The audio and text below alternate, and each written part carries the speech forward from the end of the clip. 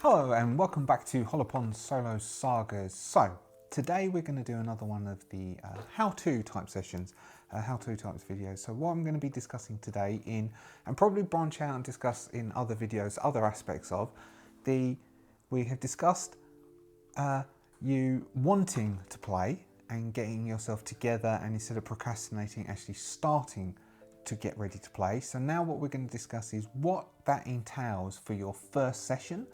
If you've never solo roleplayed before, what things you might need to address, what things you might need to think of, and what things you might need to get together for your first solo role-playing session.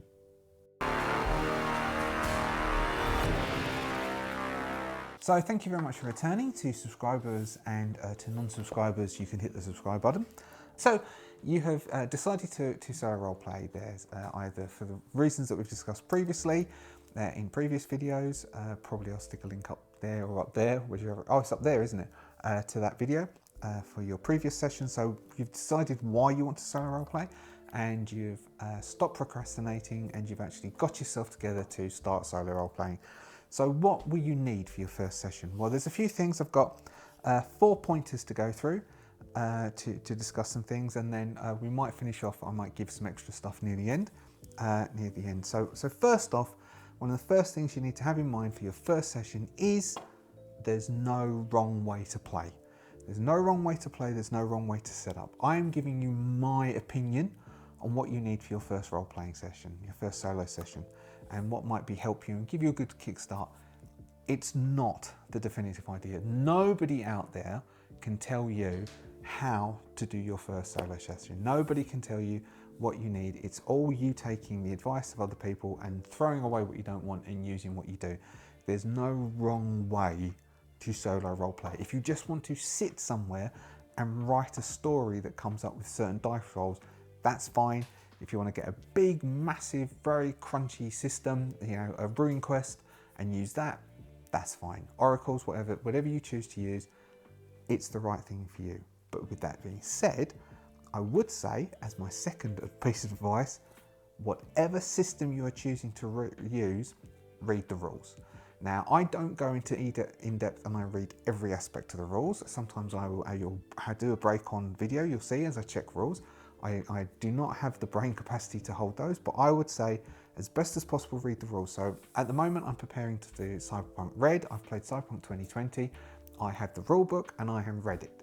And I'm in the process of reading it for a second time.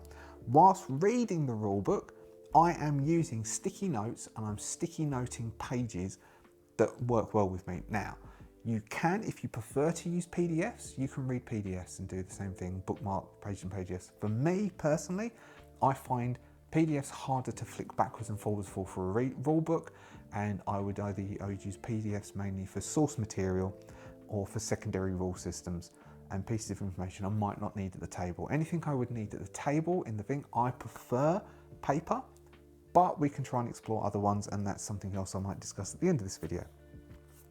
The other thing I would advise you do in this second part, as well as reading the rules, read any solo guides or solo processes and sort of understand them. You don't need to fully have played through, but at least have a rough grasp of what that solo process entails and what the rules, how they relate to the rules. So you have a good grasp of that.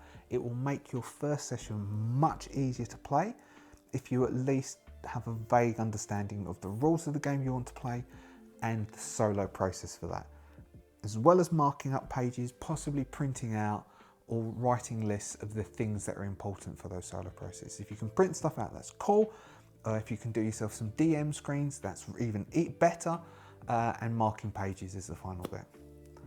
Another thing for the third thing that I would advise you do if you want to solo play, because there's a lot of creativity that's involved, understand the setting. So really understand the setting. I'm assuming as you're choosing to solo play this setting that you like it, and so that you have an affinity for that setting.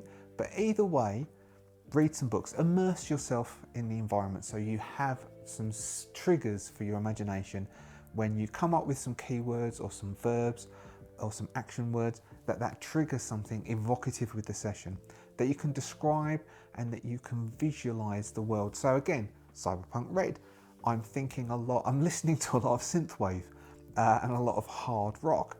or like metal, so death metal type hard stuff. I've read and rereading some of the William Gibson books. There's the films, I'm re-looking at some of the films. Immerse yourself in, so watch TV or films that link to it. So watch the films, watch TV, immerse yourself in the setting. Listen to stories on Audible. There's some of the Audible has a huge selection of stories, and you can also get other audiobooks. Immerse yourself into that setting, which would include in the reading the rules. So for instance, the Cyberpunk Red Book has huge sections which is to do with the story, the timeline, the setting. I'm going to read those, but not as much as reading the rules, as more sort of as reading some prose or some narrative.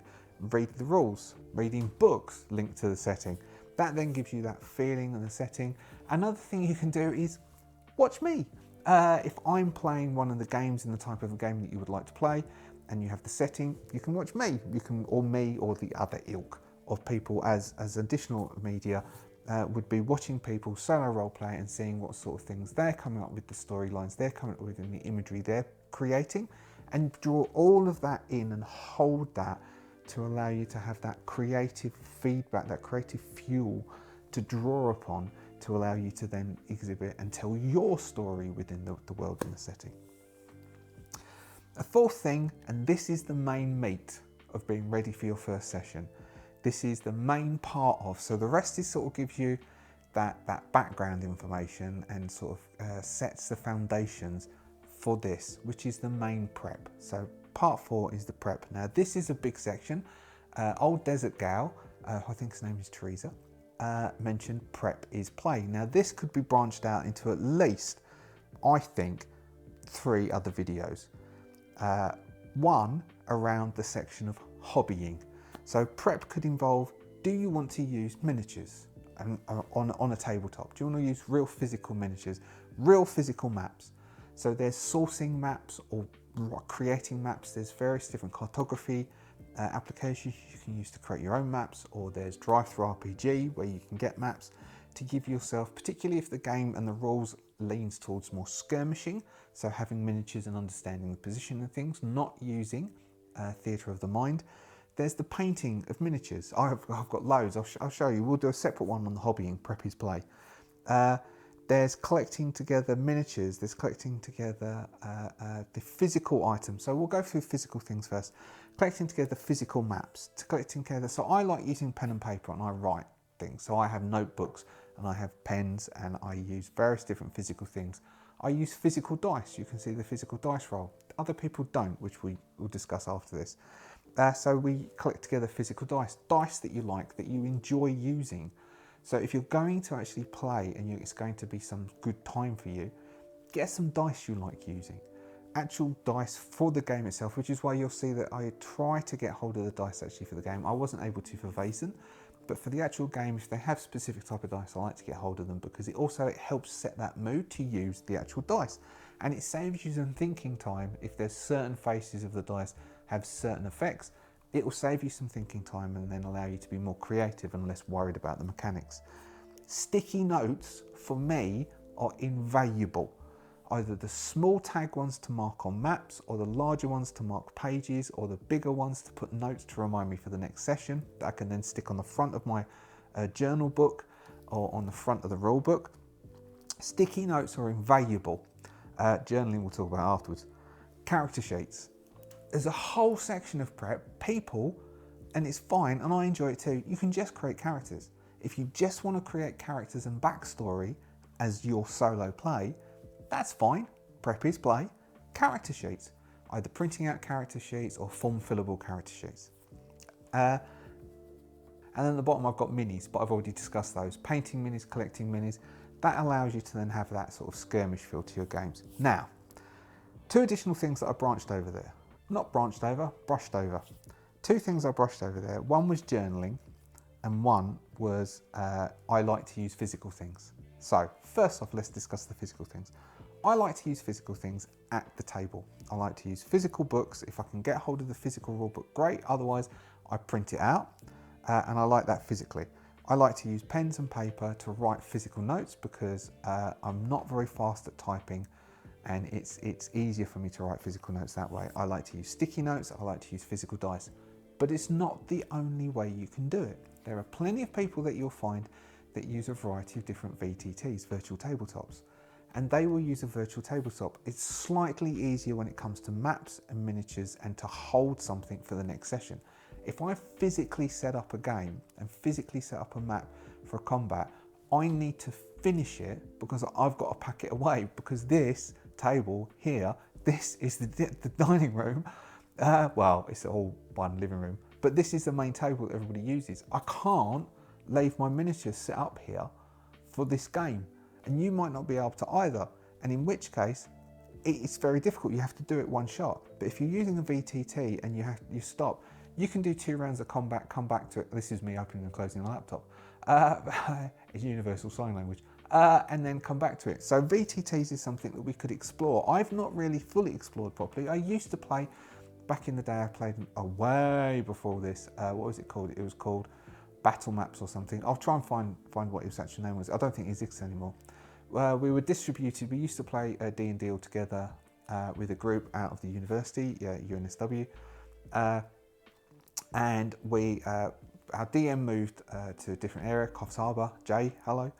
And someone moved to Scotland, and various people distributed, and we started playing online. And so I've used them that way, but they've come on leaps and bounds since then. And so that's something that we could explore and have a look at. And you might prefer to use a VTT. Might make it much easier for you to do dice rolls and everything else, and we can explore that. You've also got journaling. Now there are some things that will help with journaling, and people will often be held back because they don't want to journal, they don't want to write a novel. You don't have to. There's various different ways for journaling, and we'll also discuss that in the future in a specific video about different ways that you can journal and try to dissuade people from worrying about journaling. Journaling doesn't have to be sitting down and writing a novel and writing copious amounts of notes and copious. I will also, in that video, I will show all the different types of notes I've taken. Journaling can be as down to just taking a few bullet points to remind you for the next session, down to you can write a short story. There's a variety of different things, and it shouldn't put you off for your first session, the journaling aspect. And I think that is basically it. At that point, you would have everything you'd need, you'd understand the rules, you'd understand what you wanted to do. The only thing left would be, even though there's lots, you still need a kicking off point. So the final bit, which I haven't written down here, but I kind of had in my first pass of notes, is think about the story you want to tell before you start that first session. Maybe generate your character first, maybe generate a couple of characters, maybe have an idea of who your team is or your individual hero is, what their past is. Have an idea of that first before you wade into that first session, because the worst thing you want to come, you know the rules, you know the solo process, you've watched films, you've watched me, you've read books, you've got all your maps together, you've got some minis together, you've got your dice, you've got your sticky notes, and you sit there and then you have writer's block. You don't know where to start. You need to have a kicking off, even if it is, you get given a mission in a tavern, you get given a job in a tavern, you pick up a job off the notice board in the town, a fixer comes up to you with something that needs to be stolen. You have an idea to kick off your first session with. You can roll dice after that point, but really I would strongly suggest for that first session, have an idea for the story you want to tell. And then you can roll dice after that point. Then you're not starting with a blank piece of paper, not knowing what to do first. And that would be my 5th and final piece of advice on how to start off your first session. Hopefully this helps some of you. It's only very short because really you want to keep this down to the minimum, and the rest is prep is play. I'll do one on hobbying, prep is play. Journaling, don't worry about journaling, and we'll explore some VTTs, which I've never done before, so that'll be quite fun. Thank you very much for watching. Hopefully this helps some of you. Hopefully this is a benefit to some of you. If you've enjoyed this and you'd like other these, I do one of these about once a month, once every 4 weeks basically. I have a schedule and I do it once every, you can pause that and have a look what the schedule is. And I do once every 4 weeks, do one of these. Otherwise there's lots of solo things you can watch if you would like to subscribe. Thank you so much to those people who have joined the membership. Your names are up the top, the Adventurers Guild. Your support is so grateful. Thank you so much. I wish you all the most joyous, creative time solo role-playing. Don't let various things put you off. Sit down and create some stories. Create some time for you to sit down, even if it's 15 minutes, with your first session, and get that first session under your belt and start telling stories and then telling other people about those stories. Keep that energy and that creativity going. Good luck. See ya.